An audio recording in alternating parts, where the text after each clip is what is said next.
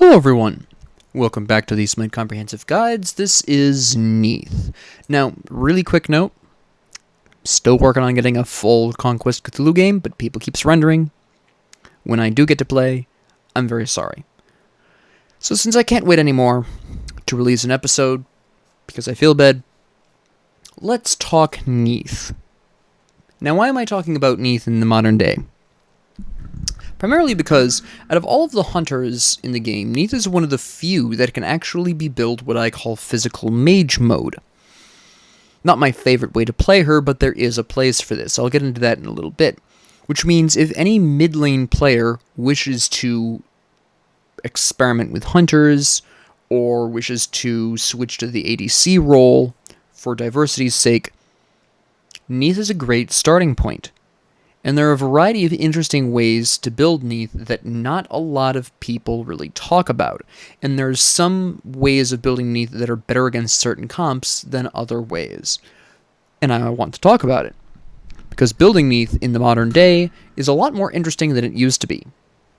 So, first off, I want to address the elephant in the room. You can play auto-attack Neith, which is as effective as most hunters are. Or you can play ability-based Neith, which is surprisingly effective, more so than most hunters can. I want to first begin with auto-attack Neith because this is the stereotypical way that you would want to normally approach a hunter. Not necessarily the way everyone approaches Neith, which I'll talk about, but the stereotypical approach to hunter.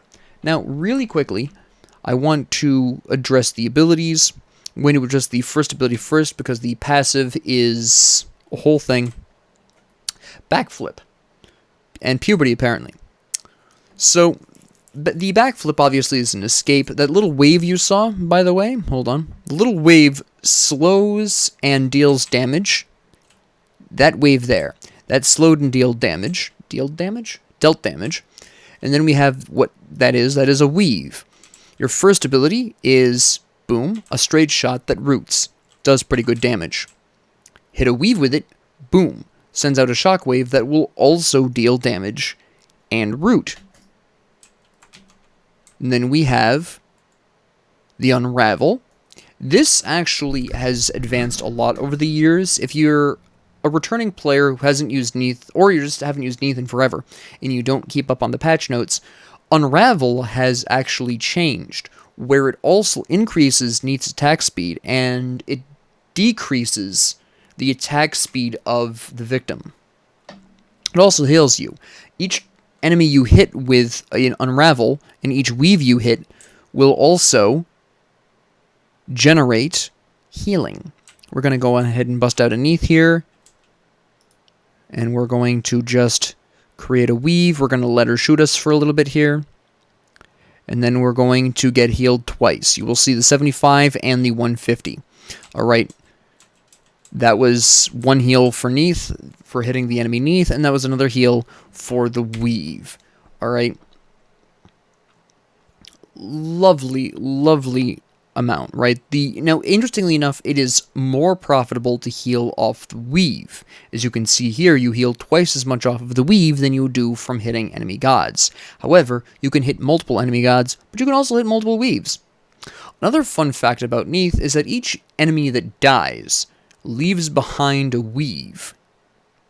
Okay? Which is fantastic. This essentially means that Neith is at her best once one of the enemies dies, and then she can roll that into consecutively better and better damage output. Spirit Arrow, for example, that shockwave I mentioned, or showed you, right?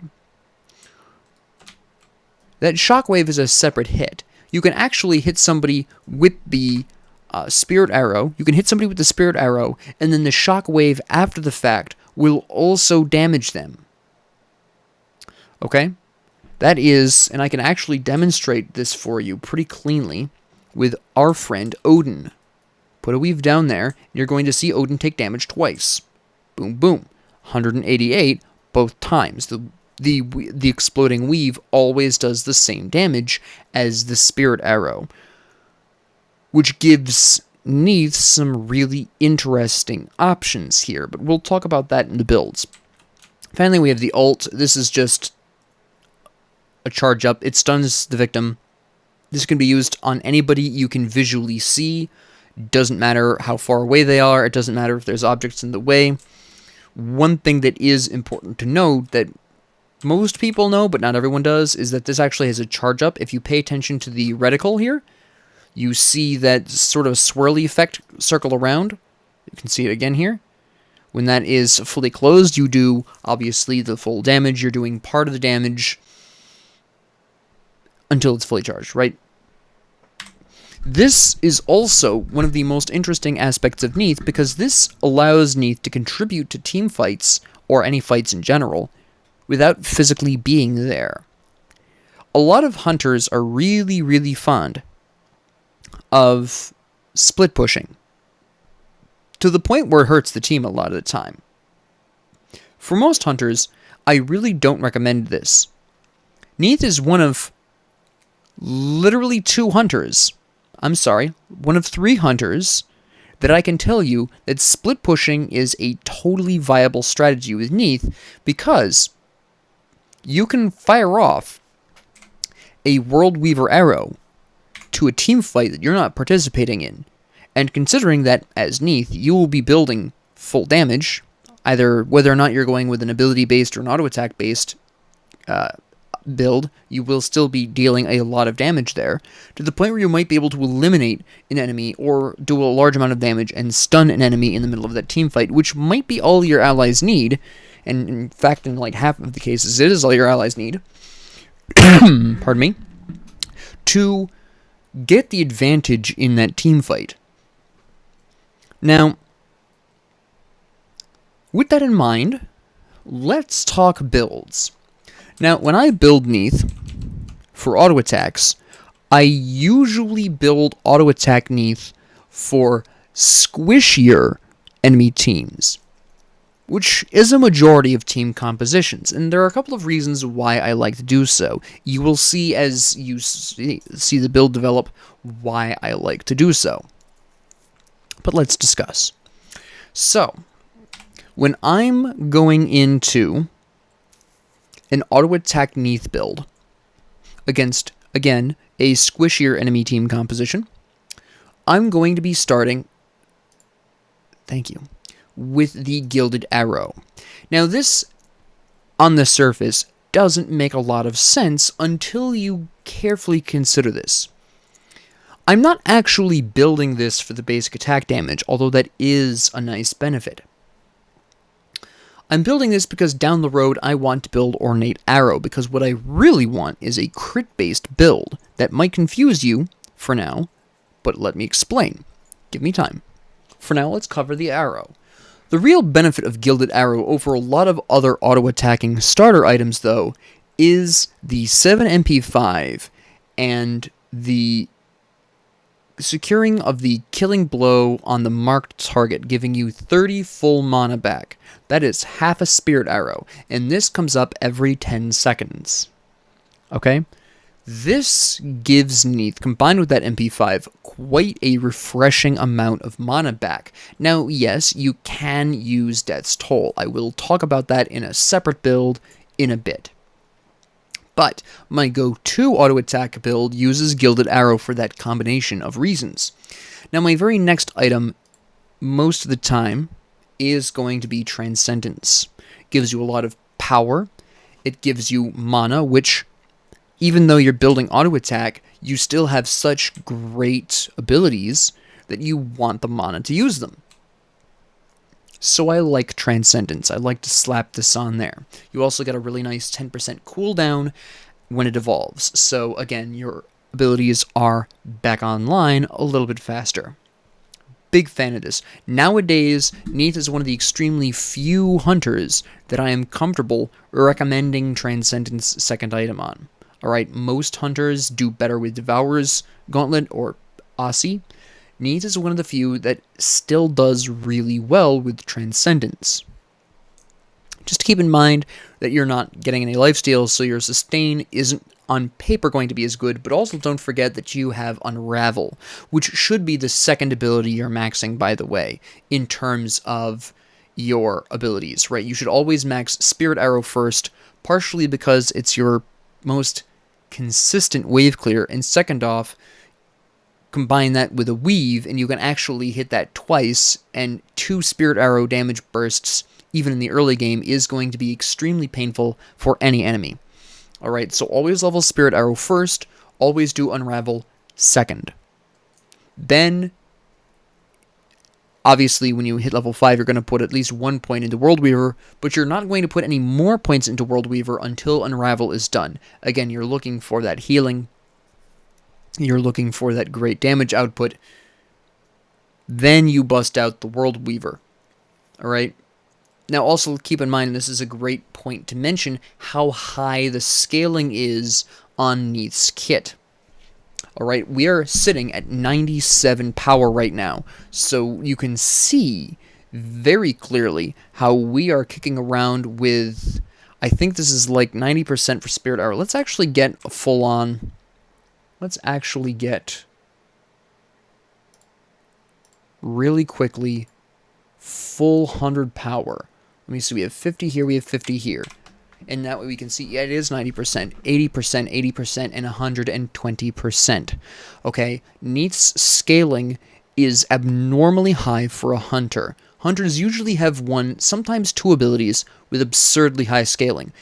Literally everything Neith does has really high scaling. Okay? This is part of the reason why building Mage Neith is so effective. Her abilities slap. Anyways, let's get back to the point here. Back to our glorious, slightly odd, auto-attack and crit build. I'm going to have to go back and grab my stacks. Boing. Alright, so, anyways, even with an auto-attack build, I really like Transcendence. There's a caveat to this, I'll get to that at the end of the build. My third item is generally going to very specifically be Demon Blade. Now, I like Demon Blade on Neith in this build for a couple of reasons. First, we get a nice boost to attack speed, we get crit strike chance, which we're looking for anyways, we get a bit of power, but more importantly, our critical hits provide us with penetration and attack speed increases. Alright? This can really help us out, not only in team fights, because, again, we're the hunter, we're supposed to be, punching through and getting rid of the tanks. But if you time your attacks on enemy towers correctly, you get this increased pen and attack speed when you crit, including off of enemy minions.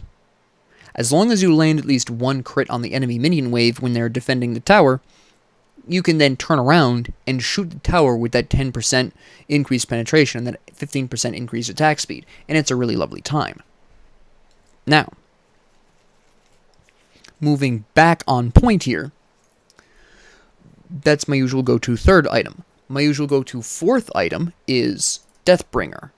And then, in most cases, either right away or sometime afterwards, I'll go on ahead and bust out the Malicious Deathbringer glyph. Now, the reason why you've probably figured out. Successfully hitting an enemy god with a critical strike will subtract 1 second from all of your abilities currently on cooldown except your ultimate. With Malicious Deathbringer, even building a full auto-attack build, we get to use our abilities substantially faster. Lo and behold. I'm fighting for my life. Now keep in mind that I'm only kicking around with the 50% right now, right? And then you can backflip and you can re-engage and Spirit Arrow twice and Unravel to reduce their attack speed, heal yourself a little bit. Oh, my backflip is already up. Oh, isn't that delightful? Boom, there's Spirit Arrow and there's more crits. It's just a really hideous thing, and you can see, this is, again, keep in mind, this is only 50% crits. This is going to get more egregious once we evolve our Gilded Arrow. I will talk about why I still want Gilded Arrow. Give me a second. Now for my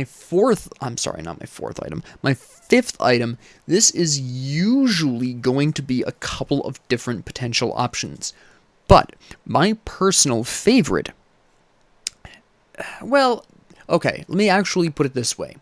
At this particular point in time, you have 3 options. I have found the following 3 items to all be very effective in the last 2 slots. My go-tos are Hydra's Lament and the Crusher. Alright, we're already utilizing our abilities more often than you would think for an auto attack build because of the Malicious Deathbringer. Why not bust out some extra damage, right? With the Crusher, and of course every time we use an ability we can bust out Hydra's Lament. Now there's a fun fact about this you may not know, I'll get to that in a second, but these are my usual go-tos. However, if I'm having a really hard time surviving, maybe I'm hitting really hard but I'm having a hard time surviving, I have found either in the 5th or 6th slot, usually if I'm going to build this it's going to be 5th slot, so let me actually swap this out really quick, a nice Soul Eater. Alright, now you might be curious, well Professor, you're building Soul Eater in the back half of the game. What's the deal? Well, the deal is that Soul Eater's stacks each time anything dies near you. Okay? That includes your own minions. Yes, very true. You get... It takes 100 stacks, but large jungle monsters and bosses provide 5 stacks. Now, a large jungle monster is anything that drops a buff.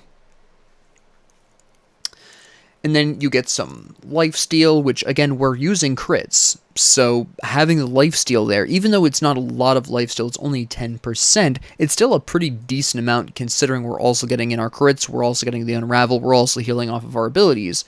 We do get some nice flat penetration, which, again, against a squishier composition is actually pretty nice.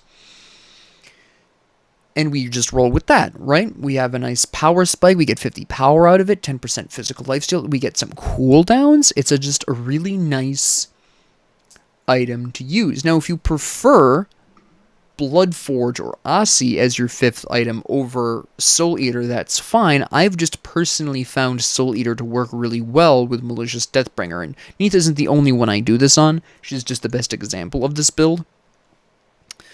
But you absolutely can go with other lifesteal items. Again, how quickly you're busting out your abilities with those crits, and those crits reducing your ability cooldowns, makes Soul Eater a surprisingly effective form of healing for you. No, you're not going to kick me. It's jungle practice. So that's really quite interesting. Alright? And I just find that very effective. At the end of the day, though, if I am going to build Soul Eater, I'm always dropping the Crusher in favor of it because I always want Hydra's Lament. I always want Hydra's Lament. There are specific reasons for this. I will talk about this, but give me 1 second. So then we bust out Gilded Arrow, alright? Now, at this particular point, with all 20 stacks on Gilded Arrow, if you work out the math, we're talking about a 35% critical strike chance on this, right? Then we have 30% here, that's 65%, and then we have the 20% here, which is 85%. Now, the reason I like Ornate Arrow here is specifically because at the end of the day, we are getting 35% out of this. If you wanted, instead, to not build Gilded Arrow, or another alternative I have also found effective, sell Ornate Arrow, sell Gilded Arrow and instead go into Rage, you absolutely can do that. Because when you fully stack Rage, you get 45% crit strike, 75%, 95%. Alright? Absolutely a viable option. I'm sure some people will mention, well, Professor, if you built Bladed Boomerang, you could absolutely get yourself up to, that bonus 30%. You could get up to 50% critical strike chance with the Bladed Boomerang. Which is also true. If you want to run the Bladed Boomerang, that is also fine. I find Evolved Rage slightly more consistent. Obviously, I don't have to pick up boomerangs, but if you pick up 3 boomerangs, you do absolutely get the full 100% critical strike chance. Right? I very rarely see a huge damage difference in 5% loss of critical strike chance, right? So you can do either of these approaches. I have found both very effective. Obviously, if you are going to be building Rage, you will be building Rage 3rd. You'll basically push everything down. Rage would be 3rd. Malicious Deathbringer would still be 4th. You would have Demon Blade 5th if you're not building Soul Eater, 6th if you are building Soul Eater, and then you would sell Gilded Arrow and replace that with Hydra's Lament. But let me tell you why Hydra's Lament is so important to the build. Behold. we have a 33 crit, right? This is with 10% increased penetration. That's why the damage increased by 23, right? That is a lovely time. I'm just going to go on ahead and demonstrate one more time. Boom, 533, 556, right? That 23 extra damage is from Demon Blade. Now you'll notice 1, 2, 3, 4, 5, 6, 7, 8, 9, 10, right? That 10th one was the first hit of the next 10. 9 out of every 10 of my attacks, every other burst, you're going to see another one pretty soon, is going to be a crit. As I stated before, boom, there it was, right? So in other words, out of every 20 shots, because this is how the crit formula works, every 20 shots, one will theoretically be not a crit. The actual math behind that is, with 95%, a little bit more complicated, but that's a rough approximation. Alright, I'm sure if you did full 30, one day I'm going to stat this out fully, because I'm not 100% sure I believe Hi-Rez's statements on their crit chance. But the important point here is 556 as a consistent critical damage amount. Now I use an ability. 750, right? Now keep in mind that that is also factoring in the bonus damage from Hydra's Lament. That is what that is. That is why that is 750. Right? Now let me blast the enemy Neith, because even though the enemy Neith won't be hitting me as hard, it'll be fairly accurate damage amounts because enemy hunters aren't going to be building protections. So this is fairly effective, right? This is fairly accurate to what you would see damage output-wise. Obviously, again, she's doing way less damage to me than I would be. I would normally be taking much more damage, but you can see where in a single combo, especially with Spirit Arrow, boom, boom, gone. With one Spirit Arrow, I'm not even sure I need to use a introductory auto attack on this. Well, let's kill her really quick right here, just to get her a full HP Neith going on here. Right? Boom. Okay, yeah, you do still need at least 2 auto attacks, but you can see how quickly I can burn through the enemy ADC. Alright? That is the result of Hydra's Lament. So when I build crits on Neith, regardless of whether or not you use Ornate Arrow, or you use Rage, or you use the Demon's Boomerang, one of the three, to get you over 75% crits, regardless of which item you ultimately rely on for your crits.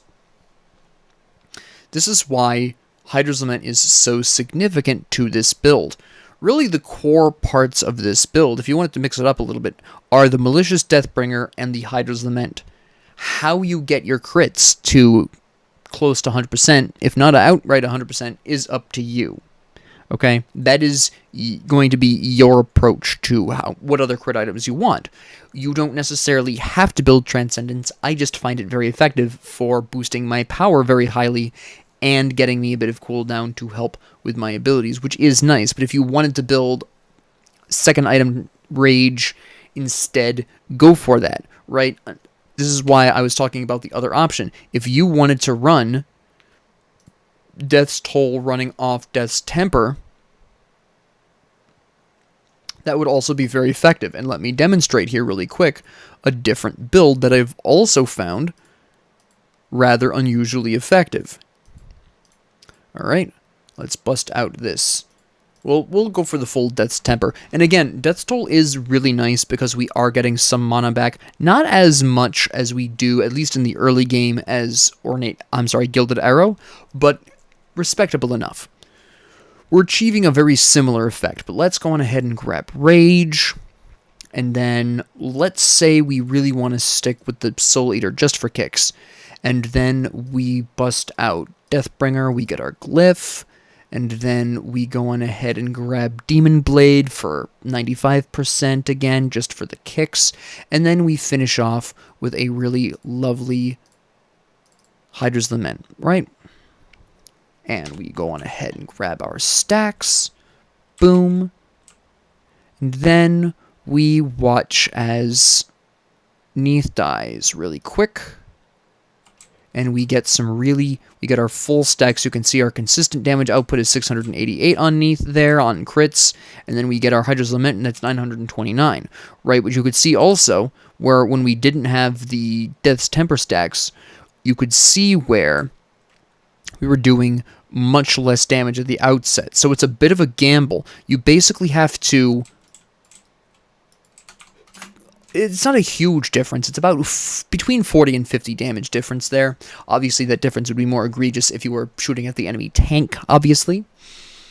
But that is another build based on crits that I've found to be very effective. Again, keep in mind that I still have Malicious Deathbringer. I still have Hydra's Lament. If you want to use Death's Toll instead of Gilded Arrow, great option. If you want to use Rage, then build that second, drop the Transcendence, because Transcendence will take too long to stack to be useful by the mid-game, and you'll only be really getting that for the late game. If you want Transcendence, then drop Soul Eater in favor of either Demon Boomerang, or what is that called again? Why am I having a brain cramp remembering this all of a sudden? Bladed Boomerang, not Demon Boomerang. I'm thinking Demon Blade. Anyways, drop Soul Eater for Bladed Boomerang and go with Transcendence instead of Rage. Absolutely another viable option. But these are roughly the items that I tend to go to.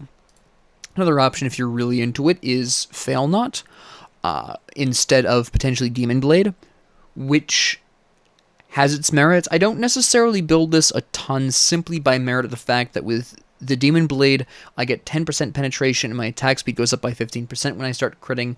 This, when my ultimate ability is finished casting, my next ability or basic attack damages marks. The problem with Fail Not on Neith specifically that I don't like is my ultimate ability I might not be using in the middle of a combat situation, and in fact, because of the amount of time it takes to use the World Weaver shot, often you're not using it in the heat of combat, so there's not really a lot of situations in which you are firing off your World Weaver ult, turning around, and then using the Fail Not passive. So while you can use this, it does have some great core stats.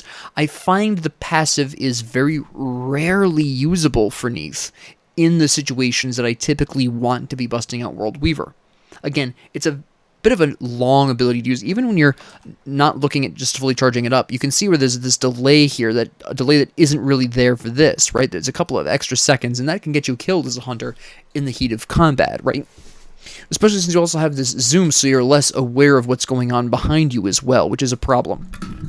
So for that reason, I don't use Fail Not. Again, if you like Fail Not, you can go for it, but I personally recommend against it, given how Neith's ult works. For variations on this build that I use for other hunters, for example, Chiron. Chiron is great with Fail Not, and he can build very similarly ability heavy if you want.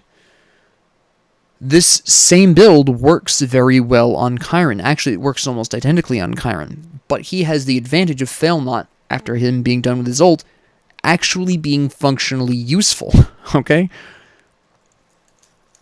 So, yeah, I do recommend, at least specifically for Neith, not to use Fail Not. But for every other hunter that you want to pull this build off on, which would be specifically any hunter that has great abilities, high ability damage, high ability scaling, Fail Not is an option. Neith is unusual in that it is not really an effective option for her, which is the price of having such a great ult. But anyways, and not everything can be perfect, right? But this is generally how I'm going to approach Neith, very specifically in a squishy enemy team comp situation. And don't forget, the Crusher is a great option. Also, incidentally, the really interesting thing about building attack speed Neith this specific way is if you need anti-healing, Brawler's Speed Stick is actually the more effective option because your abilities are online often enough where you can refresh your anti-healing well before it's faded, right? And furthermore, it does have a really nice passive that stacks really nicely with Broken Weave. Remember, every time an enemy god dies, they drop a weave. Well, not only that, but every time an enemy god dies, whether or not you got the kill, they're also dropping a 10-second field boosting allied power. It's a win-win. If you pick off an individual enemy that just leaves behind this weave, you can heal off the weave and stand in that field and use World Weaver on an enemy with a bonus 60 power. At level 20 at least. Right? Neith is unusual in that she can utilize this Brawler's Beatstick second passive far more effectively than any other hunter in the game, and still maintain a strong auto-attack build. Again, I would be, in this particular example, with the build as I currently have it, I would be dropping Soul Eater in favor of this, and just really bank on killing the enemy before they can kill me, right?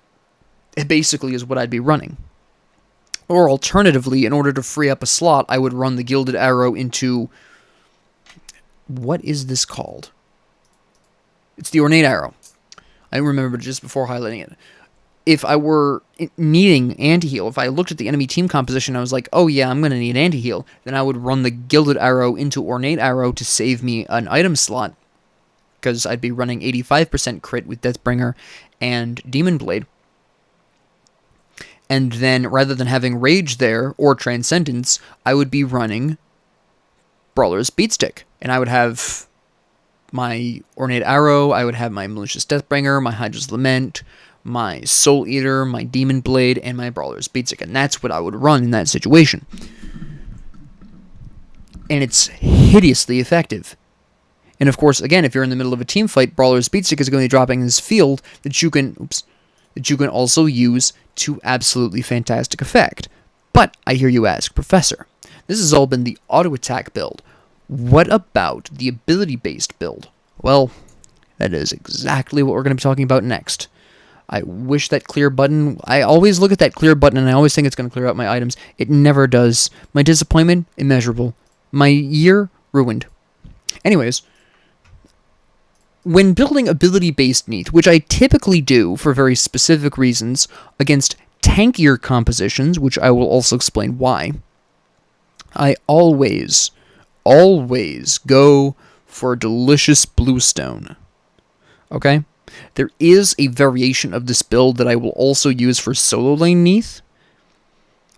I'm still doing some testing on that, because that's very much varied. I'm going to discuss sort of my preliminary discoveries on that, because Neith actually is very effective in the solo lane, but that build gets weird. I'll talk about that, but first, damage, mage, Neith. Bluestone, always. Always. And do not get sucked into the corrupted bluestone. I know it increases your attack speed. I know it still does damage with your abilities. I know it decreases enemy attack speed. I don't care. There is a very specific reason why, when you're level 20, you want bluestone. And if your guess is World Weaver, your guess is correct. Alright? It's really lovely. Also, just so you are aware, and just so you can see, I'm not even going to say anything. You already know what I'm lining up for. I want you to see this. Yes. Yes, indeed. You can proc 2 bluestone brooch/pendant procs with that combo, which is also why it is insanely important to run very specifically at the end of the game bluestone brooch for damage Neith. This changes for solo Neith, but we'll talk about that in a little bit. So I'm just going to leave the bluestone brooch because obviously that's what you'd be evolving this into. Again, I run Transcendence. This is a little less optional on mage Neith, primarily because obviously as mage Neith you want those stacks, obviously, right? Then your third item is going to be Soul Eater. Again, you're using your abilities more often. You want that healing, you get some nice pen there. I still build Hydra's Lament pretty consistently. Alright? Very consistently, in fact. I still run this. Why? Couple of important reasons. 1, we get penetration. 2, we get cooldowns. 3, we get more mana off of an item, which, of course, increases our power from Transcendence, which everyone loves. 5, we get MP5 per 10% of our missing mana. Considering we already have the ability to heal ourselves and we're running pretty good cooldown reductions here, this also means that we can sustain theoretically indefinitely as Neith, using our Unravel ability to heal ourselves, using Weaves if need be, and then getting that mana back in a couple of seconds with Hydra's Lament. Even if we bust out a huge amount of abilities, as long as we survive the fight, we can bring ourselves back to 100% on both mana and health relatively quickly. So I love Hydra's Lament even on ability-based Neiths. Now your fifth item is going to depend. If you don't need anti-healing, I am fond of the Crusher still. Mostly because our damaging abilities are doing bonus damage equal to 30% of our physical power, which is already 4 items really high. With the Crusher, it's even higher. If you need the anti-healing, obviously, Brawler's Beatstick. It goes without saying. Right? And then, finally, good old Heartseeker. Now, Heartseeker is always the last item because, once again, we are talking about 2% of the target's maximum health up to potentially 6%, depending on how much physical power you have. It is only after building Heartseeker that we actually break the 350 power for the 6% max health. So, Heartseeker is always going to be your last item on this build. Your fifth item, like I said, is either going to be the Crusher or it's going to be Brawler's Beatstick, depending on whether or not you need the anti-healing. And of course, you have the disgusting amount of Bluestone Pendant. Now, this is obviously against squish your targets. This is a slightly less effective damaging build, right? We are taking a little bit longer to kill that Neith, but against good old literally anyone with tankiness, you can see where we are doing quite a bit more damage than we would be with crits, which of course, now keep in mind, obviously he didn't have any items, but with crits, his protections would affect that crit damage more. So our crits wouldn't hit him nearly as hard, even though we would be running 20 to 30% penetration, depending on whether or not Demon Blade procced. With this particular build here, you can see where we are running, at this point, 30 to 40% penetration, depending on, again, whether or not you have the Crusher. I'm sorry, it's not 30 anymore, they just nerfed them. This is 10 flat, 8, 16, 24%, which is still nothing to shake a stick at, right? Whereas before, we were running anywhere from 26 to 16 penetration, right? Depending on, again, if Demon Blade procced. This still gives us some really great damage on enemy tanks, especially when you consider that this is 12% of their current health as physical damage, plus an additional 160. Okay? And again, a properly used backflip with Spirit Arrow is going to proc that twice, meaning you can keep up a really absurd amount of damage on any tank that dares confront you. For example, nice miss, scrub, boom, right? Now, insulting bots is obviously pathetic, but anyways, moving on. This is how I approach tank gear compositions. I'm talking 3+ in any combination of warriors or guardians, or sometimes tankier than average opponents. For example, if I see the enemy mage is Anubis or Hades, I would be more inclined to build this way, right? Because Anubis gets a bonus 21 protections, which, while not a huge deal for a crit build, can hurt your cause if you're in a 1v1 and he's looking to bust out his ult, right? If he doesn't have his ult, you still win that, but if he has his ult, that's a bit sketchier. So, we bust out a delicious and glorious pen build, ability pen build.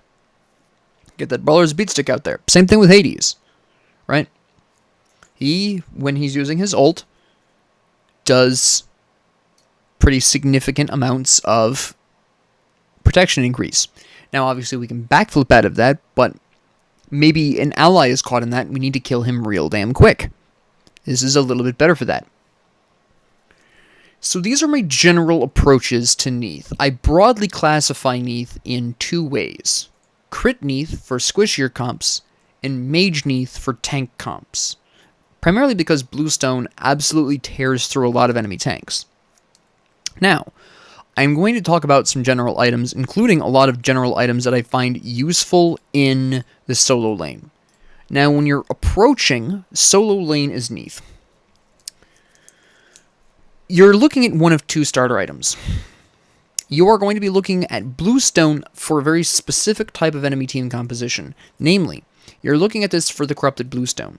If you're solo lane Neith, and the enemy team at large has a lot of auto attackers, say they have a Nemesis in the jungle, of course they have their Hunter, and mid lane Soul, right? That's 3 gods with great auto attacks. Actually, if you want to make the jungle even more egregious, swap out Nemesis for Bakasur, right? Scary times. Corrupted Bluestone, with its decreasing of the enemy attack speed, the consistent damage with your abilities, and the increasing of your attack speed, can make you a very scary Neith to deal with.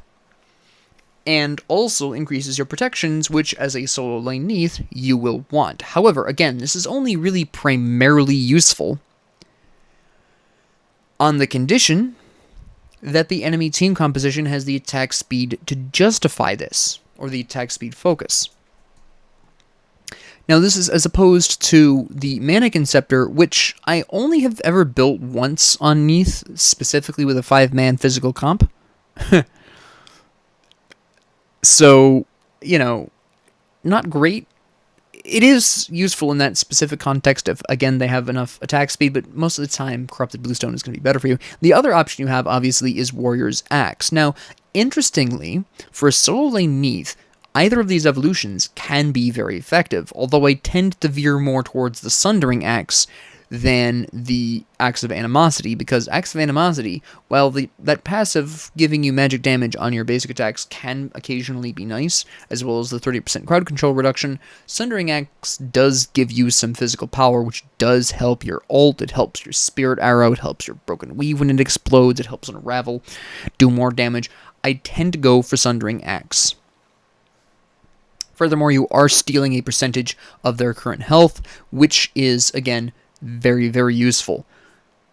This is my usual go-to on Neith because not all enemy team comps have the attack speed where I'm comfortable going for Corrupted Bluestone, which does not give me any baseline protections, but Sundering Axe does, and it gives me some power. And right now, with the items the way they are, the only time you're going to get protections and power is from either Sundering Axe or Tainted Steel, which, again, Brawler Speed Stick, damn effective item on Neith, even in the solo lane. So, these are the approaches you're going to want to take here. Again, I really am fond of Sundering Axe, so I'm going to make that assumption for this sample build here. Now, for your protections as Neith, you have to be you have to do this strange balance of just the right amount of power and just the right amount of protections, where you still hit decently hard, but you're not dying in 2 seconds if you get cornered, right? To that end, a lot of times, my second item, as you've probably guessed, is a delightful Gladiator's Shield, okay? You get cooldown, you get health, you get physical protections, your abilities do an additional amount of damage. Lovely. Absolutely fantastic. We like to see it. But what else have we got? Well, usually my third item, depending on circumstances, is going to generally be Shogun's Kusari. Again, we get cooldown, we get some magic protections, we get some attack speed. It's a lovely time. So these are my general go-to protection items. You can see I have a decent amount of protections right there. It's a nice time. And then usually in the back half of the game, I'll be building some form of damage. However, I would like to really quickly emphasize that while I typically build my protections in the front half of the game, my third item is usually damage. Why is that? Well, in most situations, there are rare exceptions, but in most situations, you're going to want to build the protections against your winning opponent, whoever that happens to be, splash in some damage, roll back into your protections to get the other protection, damage. At least with solo lane Neith, that I have found to be personally effective. In this particular case, assuming a physical opponent, I would be using Glad Shield. If my opponent was magical, I'd be busting out Shogun's Kusari. But as my third item, I would want to build something that's going to help me do some damage. And a really great option is Soul Eater, very popular in the solo lane. Gives you some cooldowns, penetrations, just the combination of factors on Soul Eater just makes it incredibly useful here. And then I would typically go into this, again, reverse the protections if your landing opponent is magic. And then you've got some options. Now, the interesting thing here, and this is where I'm going to really talk about a lot of interesting and diverse little fun times that I've seen be very effective on a solo lane Neith, either from personal experience or what I've researched independently. Fun times are Stone of Binding, actually, because you see, your backflip slows enemies. You've got the stun on your ult, which also means that if you ult someone as a solo lane Neith and you've got Stone of Binding, not only are you stunning them and damaging them, you're also decreasing their protections. Right? Which is a lovely time. Archdruid's Fury can be interesting. I'm not as fond of this, personally, but if you like this, Neith is a really good target for this because she does obviously have the ability to root enemies, so landing the Archdruid's Fury passive, landing that, much easier. Right, so this is actually a viable option. Not my favorite, but I do know it can be very effective. Okay? I am just going to mention really quickly, I don't recommend Manticore Spike because your ult, if you ult someone far away, and again, as I expressed earlier, you're usually going to, you're not going to be picking this up. Sure, maybe an ally will pick it up, possibly, but it's not as effective as you picking it up, so I don't generally go into Manticore Spike. It can work, don't misunderstand me, it's just not something I'm hugely fond of. Okay, just as a sort of aside there. Other items I'm very fond of is, of course, either one of these two cloaks, just for a little bit of extra protections. This is something I would do if I'm somehow solo lane Neith against a particularly high damage enemy comp. I'll lean a little bit more heavily on the protections. You can see I spike them up quite nicely there with Mantle of Discord. Depends on the team comp, whether or not I go in that direction. An interesting option, which not a lot of people talk about, is Mail of Renewal. Right? It's a little bit better now than it used to be, but I still don't like the passive. The passive is still too slow for my tastes. Alright? There are better items. But let's talk about a unique tree that has recently come up that does actually matter to Neith, which is the Blessed Scepter tree. Health and power. And I'm kind of fond of this tree on Neith. I haven't experimented a ton with this, but it is fairly interesting. Now, I don't like Caduceus Club right off the top. I want to get that out in the room. Healing dealt is increased by 30%.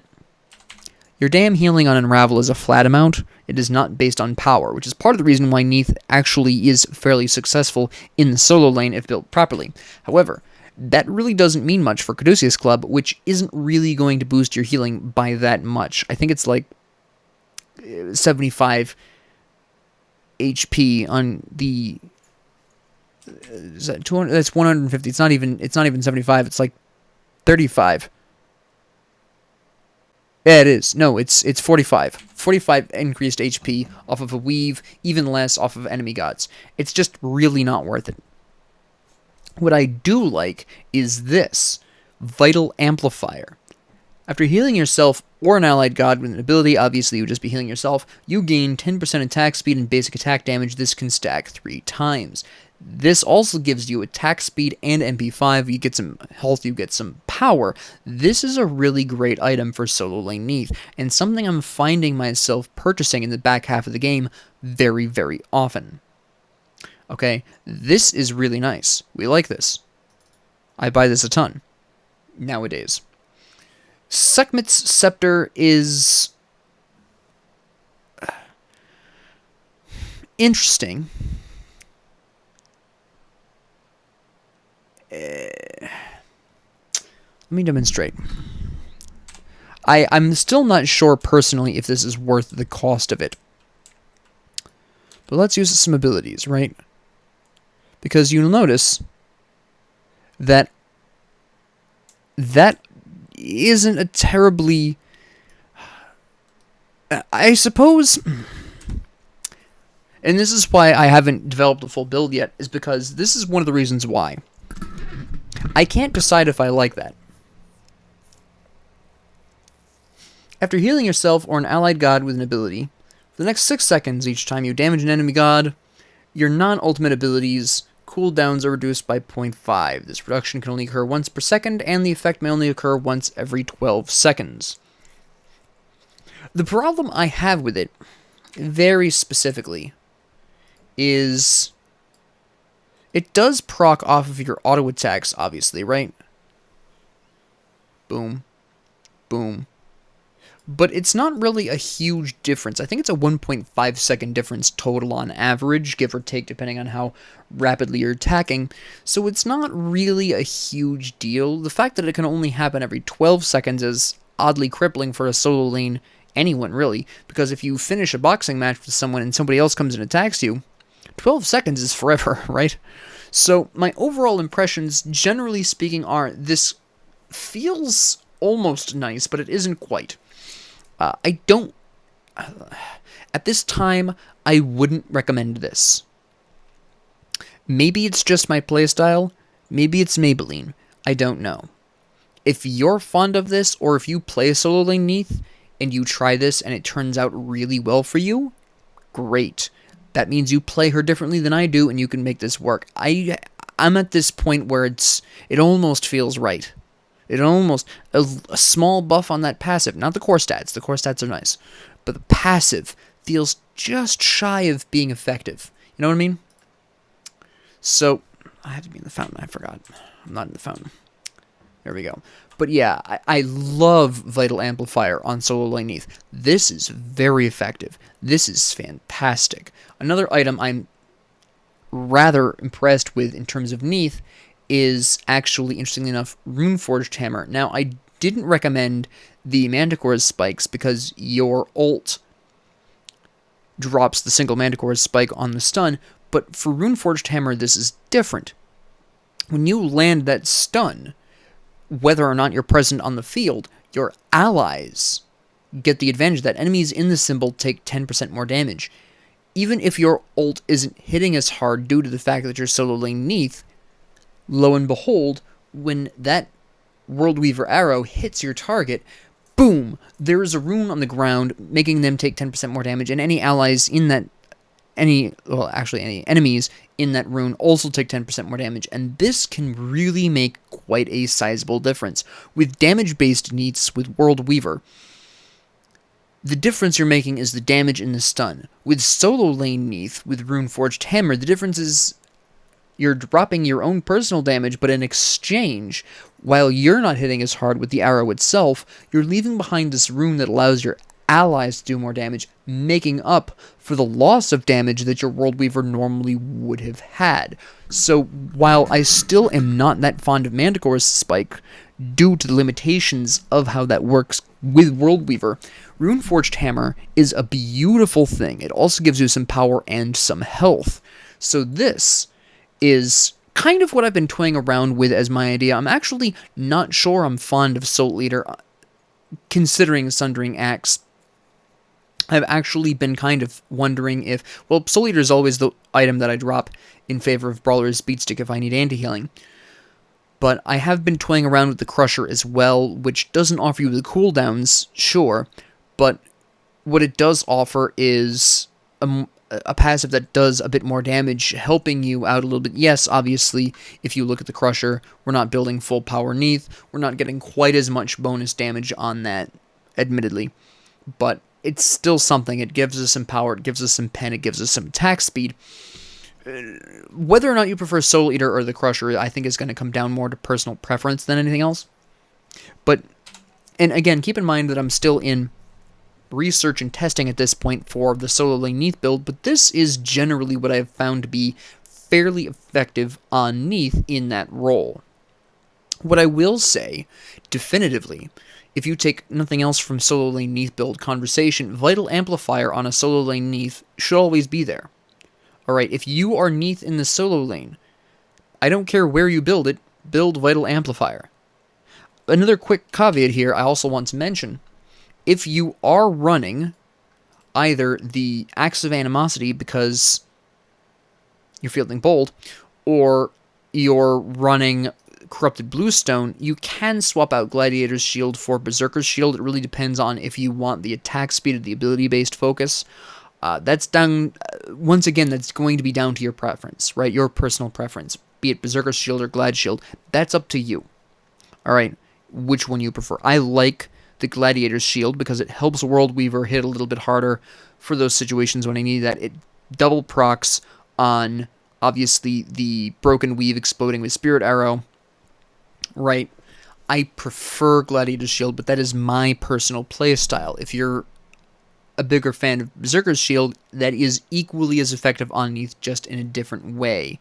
Although I will say, again, just for reiteration, if you run Acts of Animosity, you are looking at definitely wanting Berserker's Shield. And the interesting thing is because I'm so fond of Vital Amplifier, in fact, most of the items here increase health, right?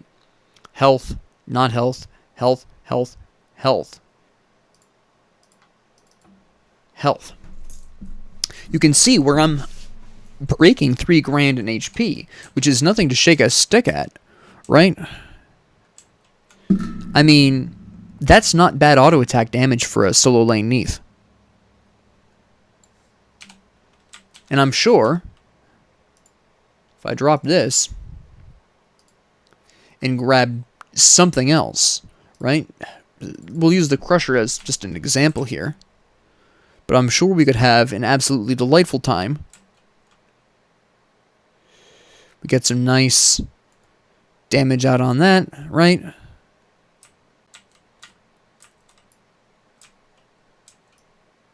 Yeah, it's only 10 damage. I understand that. I understand that. But it's a nice little boost in power. Or you could run the Brawler's Beat Stick and get that area of effect there, right? That would be fairly interesting. Grab a Neith here really quick. You can do a decent enough job here, right? And then we get our increase in power. And we're hitting a little harder. And then we're just using the magic of Doom and Gloom. And then we're going to just heal ourselves back up with a couple weaves. Like I said, it's not my favorite way of running Neith, but Acts of Animosity can be decently effective on her. It's that third item. The third and the sixth items. I like Runic Hammer a lot. I think that's going to wind up being my permanent sixth item. And incidentally, by the way, reason why Runic Hammer is typically the sixth item, although maybe if that's the third item, and I run something else in the sixth slot, that'll require some experimentation on my part. But it's this item here. Obviously for anti-healing needs Brawler's Beat Stick, but if I don't need anti-healing, I'm not sure what I want there. Because Soul Eater is kind of effective. It helps you stay alive, obviously. And it's not a bad item by any means, but it's nice, I suppose. Nothing wrong with it. But that's my discoveries so far on Neith in terms of the solo lane. That also covers how I like to build her against squishier comps, i.e. crits with Malicious Deathbringer and Hydra's Lament, and also the ability-based Neith, which I prefer to use against tankier compositions. I hope you find this very useful, and thank you all very much for joining me. And if you liked this, please like and subscribe. If you didn't, please ignore me. And if you have any comments, questions, concerns, ideas, suggestions, or requests, please leave them down in the comment section below. And thank you all very much for joining me, and have a great 24 hours.